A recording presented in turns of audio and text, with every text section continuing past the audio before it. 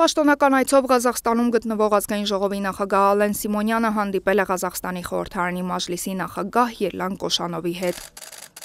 Ալեն Սիմոնյանն ընդգծել է, որ մեր երկիրը բարձր է գնահատում Ղազախստանի հետ գործընկերային հարաբերությունները եւ պատրաստ է ջանքեր ներդնել դրանց հետագա խորացման ուղղությամբ։ Խոսելով տարածաշրջանային զարգացումների ու Հայաստանի եւ Ադրբեջանի միջև խաղաղության համաձայնագրի ստորագրման անհրաժեշտության մասին ազգային ժողովի նախագահը շնորհակալություն է հայտնել ղազախական կողմին Հայաստանի Հանրապետության կառավարության ներկայացրած խաղաղության խաչմերուկ նախագծին աջակցելու համար։ Նա գործընկերոջ ուշադրությունն է հրավիրել նաեւ Ադրբեջանում գտնվող գերիների եւ ապօրինի պահվող անձանց խնդրին։ Ալեն Սիմոնյանն անդրադարձել է նաև օրենսդիր մարմինների միջև համագործակցության խորացմանը, առաջարկելով դիտարկել երկու խորհրդարանների միջև համագործակցության միջխորհրդարանական հանձնաժողովի ձևաչափը։ Ազգային ժողովի նախագահը Երլան Կոշանովին պաշտոնական այցով հրավիրել է Հայաստան։